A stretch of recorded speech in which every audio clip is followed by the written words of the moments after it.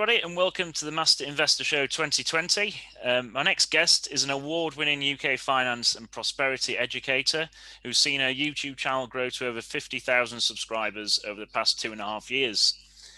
Blogging under the pen name Mamafurfur, she's also a published author, hosts a weekly podcast, and offers a host of courses and digital products to help others with their money mindset and financial journey. Jennifer Kempson, welcome to the show. Thank you for having me. Thanks for being here. Just to kick off then, can you give us a bit of an introduction and to yourself and your background in terms of where you came from, an engineering background, an IT background, to becoming an award-winning personal finance blogger? Because it doesn't seem like an obvious sort of career move, does it? It's obvious, isn't it? It says it all. So my background is electrical engineering, and at university I designed robots and things like that. And I think my love for maths and solving problems has been all through my career from that aspect, really. But what led me into money was actually my marriage. Just now, my husband came in with about £24,000 worth of consumer debt. And I had never experienced debt before in my life. I'd always lived, in cash, that kind of lifestyle. And so when we were together, I realized we couldn't have this debt anymore. This was not the way that life was meant to be. So it was actually on my second maternity leave with my youngest child, I hit this kind of brick wall where it felt like I had no choice but to work for a living. That it's quite a common thing where people think it's all the money is being absorbed into the house and there's no choices, which is totally, I think a lot of people can relate to that. And so that one night I can remember I decided I was not going to settle. I was going to engineer my way out of this. And so I decided to go online and learn about paying off debt. I then read thousands of articles and books and videos I learned how to start investing. I learned all about side hustles. And so naturally what happened was I recognized it was mainly men who were talking about money. And me, obviously, I've got the gift of the gab. I'm in sales for my day job, but I decided I would be somebody speaking about money from the UK. Just happened to be a female voice, but I just decided I would be one of the people talking about money to help other people as I was growing up my journey with it. So now 3 years nearly later, we're here. And this is, I have a day job still, but this is my passion project that's kind of taken off a little bit. Yeah, and it is a really important aspect of life, isn't it? Money, because it's so fundamental to to people's lives. But yet, so many people seem to be really bad at looking after their own money. Yes. Why do you think we're so bad at looking after our finances? I think it's because we are in quite a short-term focus by nature. I think a lot of people simply think about how can I survive this week or this month? And I think what's so great about investing as a skill set is because it pushes you to start to think about long-term as well. And I think a common belief around money that we've grown up with is, you make what you make and that's it until the next paycheck. And so really it's a shift to actually long-term goals that changes everything, thinking about actually, could I have a retirement fund? Could I have passive income with investments? Could I even have my own business? There's a whole way of lots of different ways you can bring money into your life. So that's usually the switch that happens. And I think most people look at their lives in terms of, they look at the jobs and that is the main source of income. But what you're talking about is kind of more of an eclectic Absolutely, approach, isn't it? And absolutely, almost like a portfolio career where you've got lots of different income streams. Absolutely, because I think it is something we've grown up with. Our grandfathers and generations before, they only had one source of income. That was all the options, really. But our generation, certainly my parents, didn't have this option. But the internet has meant we can have multiple businesses, and even just investing is another source of income. And I think it's our key secret, really, to security.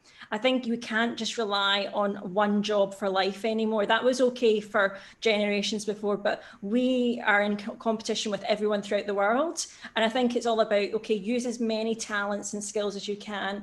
And as long as you've got money to live and then to flourish, doesn't matter how many income sources you have, you're then not just riding on, one bet to make sure you survive. Yeah. So aside from the usual obvious pitfall of, getting into too much debt, which, a lot of people find themselves in, Where do people go wrong with the finances? What are the other obvious ones, or the ones that you encounter, most often? I think it is thinking short term with their money. So the classic one is overspending. That's why you get into debt. You're basically not living within your paycheck, within your means. And it is also thinking that you don't need to worry about the future. Now, I'm not saying you need to panic about the future, but I do think you should have short term goals and long-term goals, because life will change in great ways, and we can't just assume we'll always want to earn a living the way we do it, or we can work. And I think it's really, we forget to allow life to change. We sometimes just, life changes us for us. And so that's the biggest thing I see, that people don't think about our retirement fund. They don't think about passing down wealth. They don't also think about their own time freedom. And that's really the key thing that matters in life. Actually, how much flexibility with your time do you have? That's our true wealth in life. And with that in mind, should we really be making a budget? Because most people see kind of, they see the financial lives as a bit of an afterthought, really, don't they? So should they really be putting that first and saying, look, this is what I want to spend every month. This is what I want to save. You've in fact got a lot of tools on your website, haven't you, that can help Yes. people with this process? Yeah. So what? Oh, Just give sorry, I us was a just going to say, yeah, it's absolutely critical. It's yeah. absolutely critical. You wouldn't run a business just fudging the numbers and just going by whatever your income, your house is your business. You're like the CEO of your household. So a budget isn't sexy. I get that. Think of it more like a spending plan. I always say, like, where are you going to send this money out?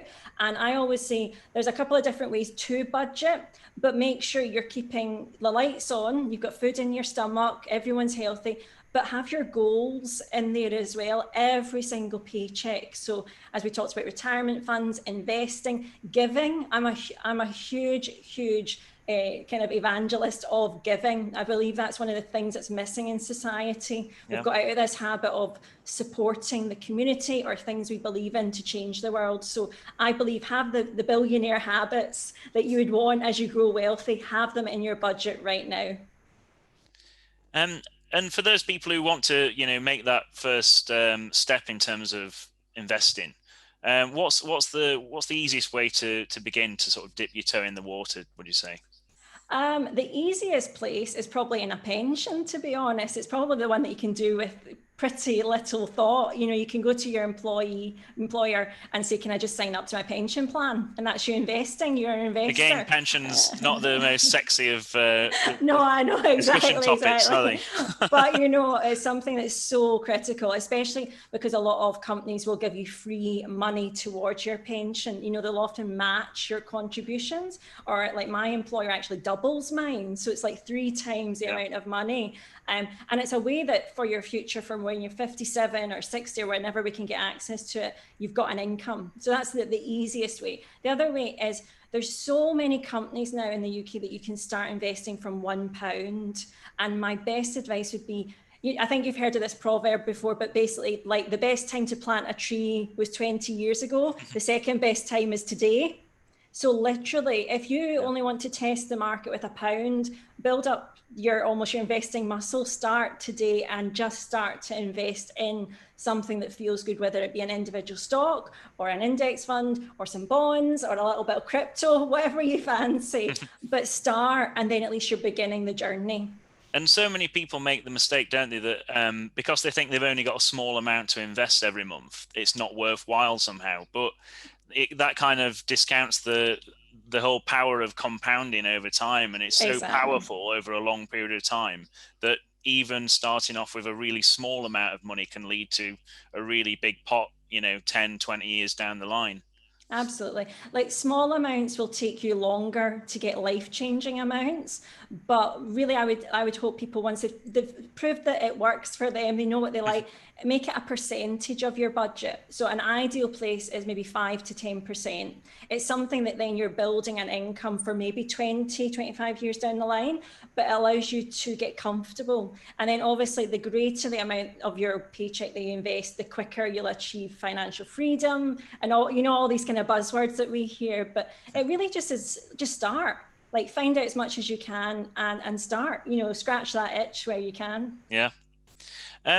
And how do we make investing more attractive to younger people and also to women? Because as you said, most people who are involved in investing tend to be older people, and they also tend to be males. So what's going on there? How can we make it a little bit more interesting for those people? It's a good question because I've seen recent years this rise of targeted companies, I'm a female, so hopefully this will come the right way. But there's some companies that are very pink and glitter for Right. investing, and they're obviously after thinking that would influence me as maybe a woman or a Yeah. 25 to 45. I cringe at that. I would actually rather, like, if you're just in the education business and you've got a great investment platform, just more people talking about it will naturally draw people in. So, for example, people might be drawn to me because I'm Scottish or I'm a female or whatever, or I seem normal. But then I'm really thankful that there's other people who are different from me that are also talking. I think we just need more people talking and forgetting about hitting, oh, I need the female demographic, I need the young, let's just get everyone talking about Yeah. it, and then we're influencing people. Great. And finally, can you just point us towards the places on the internet where people might be able to find you and read a bit more about you and maybe give themselves a bit of a financial overhaul in the process? Sure. The main place you can find me is on YouTube. So I've got a YouTube channel and it's called Mamafurfur after my pseudonym Mama Furfur Furfur. So it's YouTube and you can search for Mamafurfur for me there. I've got a blog, mamafurfur.com, and you can find me on Instagram at Mamafurfur and you can follow me, and I share lots of strategies and practical tutorials and lots of good talk all about money and investing. Great. Jennifer Kempson, thank you so much for coming on the show, and thank you everybody for watching. Thank you. See y'all later. Thank you.